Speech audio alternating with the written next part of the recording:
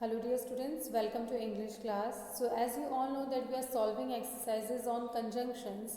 Now today we are going to solve page number 157, worksheet number 54. So here two questions are given, two paragraphs are given and blanks are given. We have to select the correct options from the brackets and complete the paragraph. Okay, so let's start. Question A is fill in the blanks with suitable connectors from the box. You can use the same connector more than once. Okay, so here some words are given. We have to select the correct words and we can also repeat those words more than once. हम उन्हें repeat भी कर सकते हैं जहाँ भी हमें suitable लगे. Okay, so let's start. There is something about mixed vegetables dash makes them particularly attractive. First, dash foremost are the cost, dash convenience.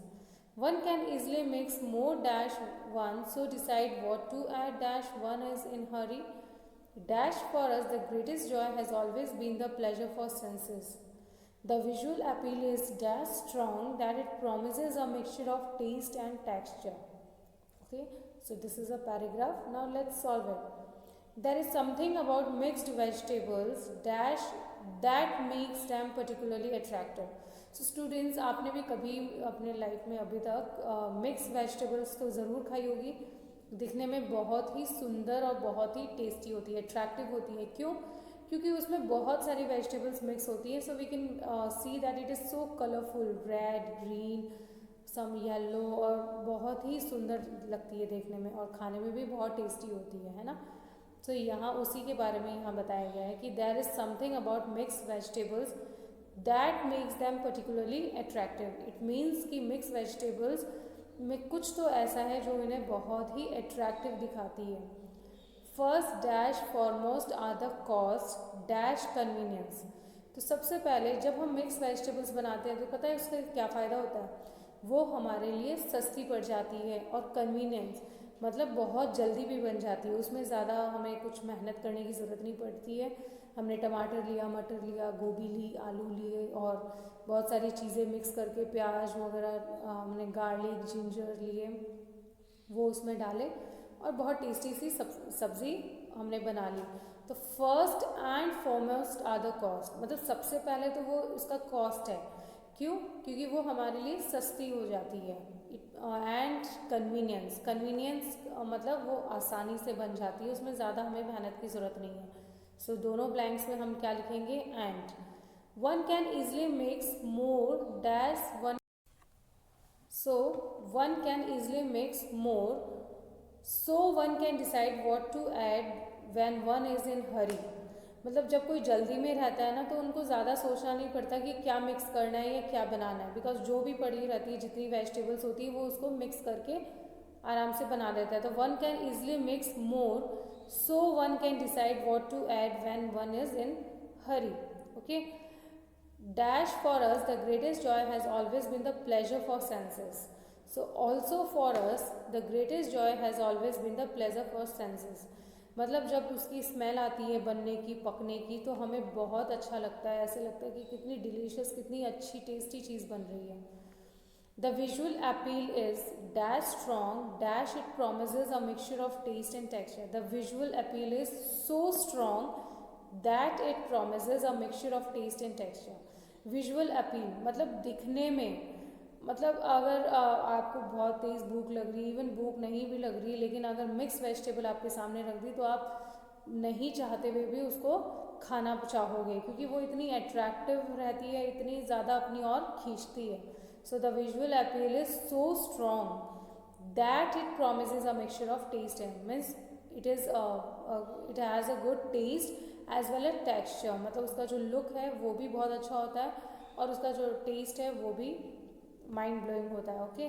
So this is how we make and that is the advantages of making mix vegetables. इसलिए अगर आप नहीं खाते हो तो एक बार खा के ज़रूर ट्राई करना कि मिक्स वेजिटेबल कैसी होती है. Okay. Now moving forward towards the question number B. Again the same thing we have to do, we have to complete the paragraph. So let's read out first. move into countryside in hills dash it is common to see women washing clothes by streams alongside roads. These streams are crisscrossed by irrigation canals known dash khulls. These canals bring water from melted snow dash rain to fields dash villages. Today dash the khulls are in danger dash urbanization changing lifestyles dash some other economic factors. So students, this is a paragraph. Now let's complete it. Move into countryside in the hills dash it is common to see women washing clothes by streams alongside roads. तो जब हम गांव की तरफ जाते हैं, है ना, छोटे छोटे टाउन्स की तरफ या कंट्री साइड जाते हैं जो पहाड़ों की तरफ है, वहाँ पर अगर हम देखेंगे तो देखेंगे कि छोटी छोटी जो स्ट्रीम्स, छोटे छोटे जो रिवर्स होते हैं, वहाँ औरतें बैठ के कपड़े धोती रहती हैं, है ना. सो यहाँ क्या लिखेंगे हम, move in to countryside in the hills and it is common to see women washing clothes by streams alongside roads. Okay, next line. These streams are crisscrossed by irrigation canals known dash kuhls. तो ये जो streams हैं, ये जो छोटी छोटी नदियाँ हैं, ये क्रिस क्रॉस है, मतलब ये क्रॉस करी हुई हैं किससे, इरीगेशन कैनल्स. इरीगेशन कैनल्स क्या होते हैं, ये आर्टिफिशियल कैनल्स होते हैं जो मैन मेड होते हैं और जिससे जो भी पानी होता है, बारिश का होता है या रिवर का पानी, ताकि वो आसानी से फील्ड्स में, खेतों में जा सके. इसीलिए ये कैनल्स बनाए गए होते हैं सिंचाई के लिए, ताकि प्लांट्स को अच्छे से, क्रॉप्स को अच्छे से पानी मिल सके. ओके, सो इरिगेशन कैनल्स होते हैं आर्टिफिशियल चैनल्स जो मैन मेड होते हैं और जो पानी होता है वो उनके थ्रू आसानी से फील्ड्स में पहुंच जाता है. So these streams are crisscross by irrigation canals known as kuhls. और इन इरिगेशन कैनल्स को क्या कहा जाता है, खुल्स कहा जाता है. इनको नाम दिया गया है kuhls. Okay, these canals bring water from melted snow dash rain to fields dash villages.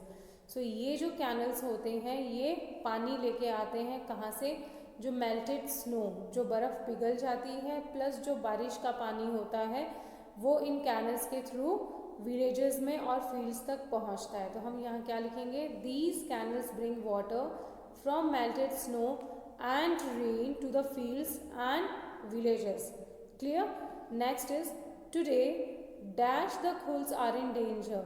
लेकिन ये जो खुल्स हैं ये अब डेंजर में हैं. क्यों, तो यहाँ क्या लिखेंगे हम, today however the kuhls are in danger. लेकिन प्रेजेंट टाइम में ये जो कैनल्स हैं, इरिगेशन कैनल्स जिन्हें खुल्स कहा जाता है, इनकी स्थिति सही नहीं है. They are not in proper condition.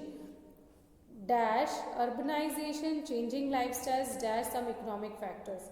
सो इनके पीछे रीज़न क्या है, अर्बनाइजेशन. अर्बनाइजेशन मतलब लोग सेटल हो रहे हैं, सिटीज़ डेवलप हो रही है, जो कंट्री साइड्स हैं वो टाउन में बदल रहे हैं. तो वहाँ पे क्या हो रहा है, इंडस्ट्रीज़ का सेटअप हो रहा है, बिल्डिंग्स बन रही हैं, पॉपुलेशन जैसे जैसे बढ़ रही है ना, लोग जो गांव साइड उनको शहर में कन्वर्ट कर रहे हैं. ओके, तो इसलिए इनकी जो स्थिति है बहुत दयनीय है, बहुत सही कंडीशन नहीं है इनकी. तो हम यहाँ क्या लिखेंगे, are in danger because of urbanisation changing lifestyles. जो लोगों का जीने का तरीका है वो भी चेंज हो रहा है, and some other economic factors. और बहुत सारे इकोनॉमिक फैक्टर्स हैं जिनकी वजह से ये जो इरिगेशन कैनल्स हैं इनकी स्थिति खराब होते जा रही है. They are in poor condition. So because of that the water to the fields and villages are not reaching properly.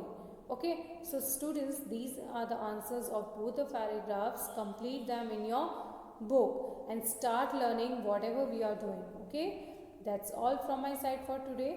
Thank you and have a nice day.